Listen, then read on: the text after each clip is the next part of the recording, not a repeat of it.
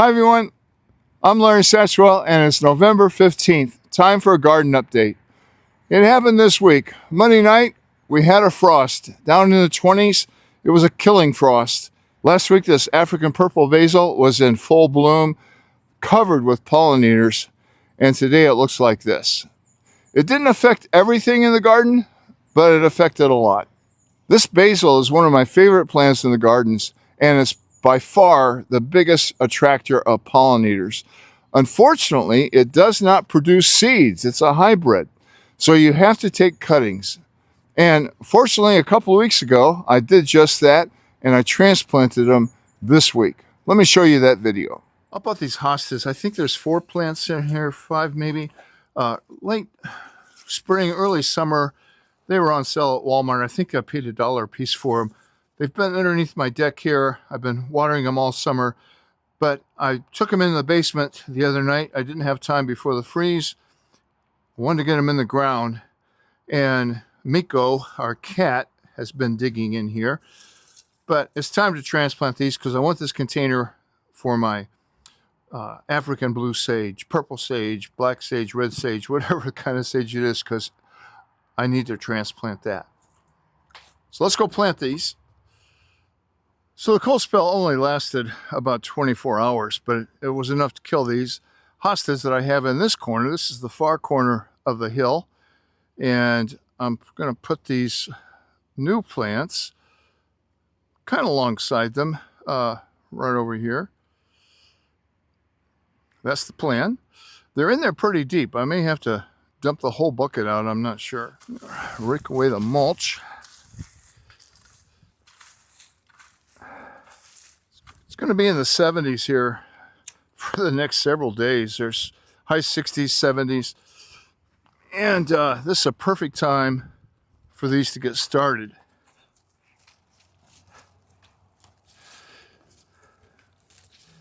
They've got some great roots. So we've got 2.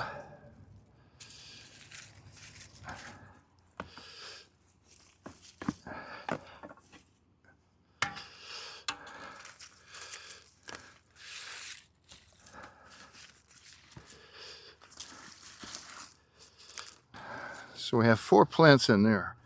Wonderful.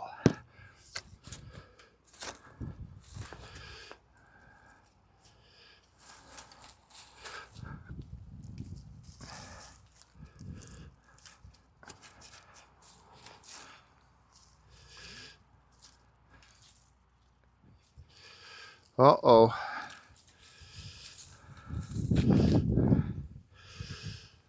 I just hit a big clump of daffodils. That's okay. I'll put the small one in here. I just don't want to disrupt them anymore.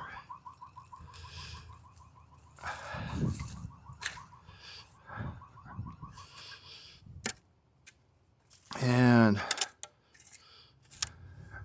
I'll take a little scoop here to see if there's daffodils in here too. I'm not seeing any.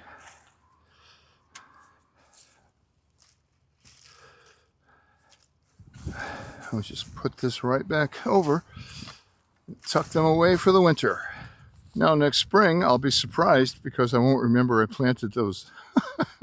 So I put these in soil and I put these in, of course, my test tubes, and there's no root growth here.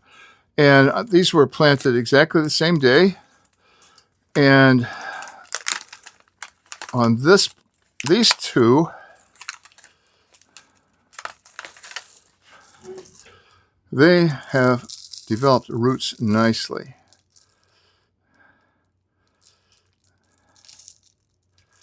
Look at all that. So this is the container I had the hostas in all summer. I'm going to add a little bit of organic fertilizer in there to freshen it up. This smells like that, I'm not sure what you call it, magnorite or something that's from the, I think it's from Wisconsin landfill or sewage. And You can buy it in a 50-pound bag, and I think I just got ripped off buying it in a smaller bag. But it's organic, so it won't harm the roots right here. So I'm going to get these guys in here first. My goal here is to have some plants in the spring. I'm expecting this thing to get really bushy like they do outside. But to ensure I'm getting some good roots, I'm going to be using this rooting hormone. I'll clip these off. I'm going to leave this one on. I don't want to, I want my odds to be great. I'm going to coat it with rooting powder here. I'm going to poke a hole so the rooting compound doesn't come off of it and plant it. The last 2 years I've gotten these, it's only because my friend Barbara Webb found them. And last year I propagated, she gave me one, the only thing they had at the greenhouse or grows outlet, or 3 really sorry looking plants. She gave me one, and I propagated all the plants I have in the garden from that one plant. This is right below my grow lights, and I might put another grow light on top of this if I'm seeing it's having problems, but everything's in there, so now I'm going to give it a good little watering. There are drainage holes in the bottom of this tub. And now I've got to find something to put over it so Miko doesn't think it's a new litter box, scented litter box. I do have a few blooms left here. I think most people call this phlox, creeping phlox. We call it thrift here, I think. It's one of the first things that blooms in the spring, and next spring, that beautiful flower will just cover everything there, all the foliage. I was actually quite surprised to see this daylily still blooming. It's got some seed pods on here. I think I might try planting those this winter. It's a really pretty flower. It didn't affect the catmint up there either, and I'm really looking forward to that. It should spread next year, and I've got some black-eyed Susans blooming right behind it. The rest of the flower hill here is pretty much toast. Negotia, I don't think are going to bloom again, but it really didn't kill them much. I do have a few strawberry plants here. I thought they would might multiply more than they did. I have a lot of daffodils coming up. Let me zoom in here. The little spikes, which is really helpful for me because there's so many in here, I don't know where they are. And I do plan on planting some more this fall yet. But everything else, the lantana up there, completely fried. Everything else is pretty much toast. Last week, I took advantage of the 70-degree weather, and it will be 70 degrees again this afternoon. And I just listened to the TV weather report. We might hit 80 for Thanksgiving. Crazy. Anyway, I covered up the strawberries here. I plan on leaving them just like this for the winter. I pulled up everything that was in this bed and planted my rye. And so it's already coming up right at a week. It looks like this, and I'm really happy with it. I planted it really thick so I could turn it over. It's going to grow all winter long.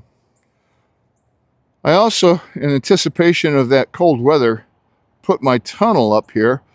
And as you can see, we've really got some great looking lettuce. And this is my salad garden. The onions here are last year's winter crop. I didn't plant any this year. I think I mentioned on my last video that it's just my wife and I, so we really don't use a lot of onions. But I enjoy a few of the onion greens here in my salad. The spinach is doing well. We've had several salads. Carrots are coming up, and all this lettuce.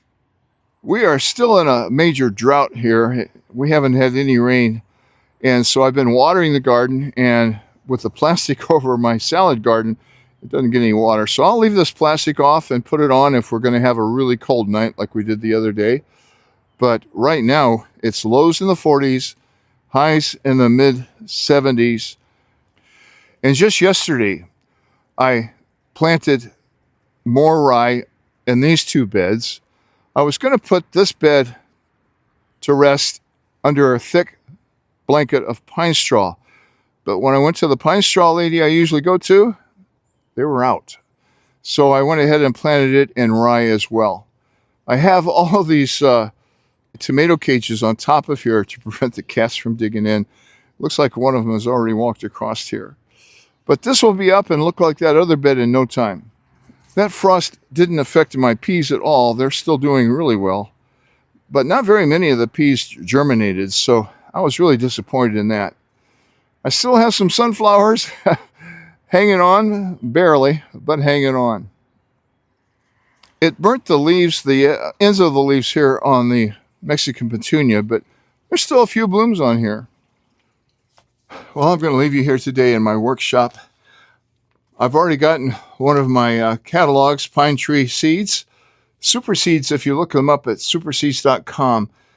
This winter, I'm going to be looking for annuals that reseed themselves and even become a nuisance. I'd rather be pulling a beautiful annual than weeds. So I'm going to be trying to cover that hill I have out there with so many blooms, the weeds don't have a chance. I probably don't have a chance of doing that, but I'm going to try. So the other day I brought in my rake and I used my power tools to clean it up, put some boiled linseed oil on it. But today I'm in no hurry. It's a beautiful Saturday morning.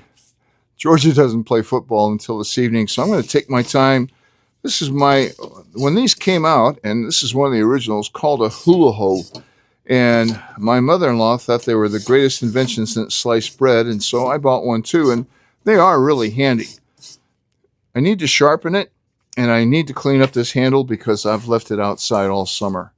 So I just have a sponge here. Actually, this is some packing material, 120 grit sandpaper, and I'm just going to gently sand this, all of the rust off of it. Get it down to some nice fresh wood and give it a coat of linseed oil like I did my rake. Well, I hope you enjoyed this video. You know, the best thing you could do to help my channel is to share it. So if you love gardening and you know someone that does, please send them a link. That would really help my channel grow. And until next time, those seed catalogs are going to be coming in, and it's a lot of fun winter reading. Thanks for watching.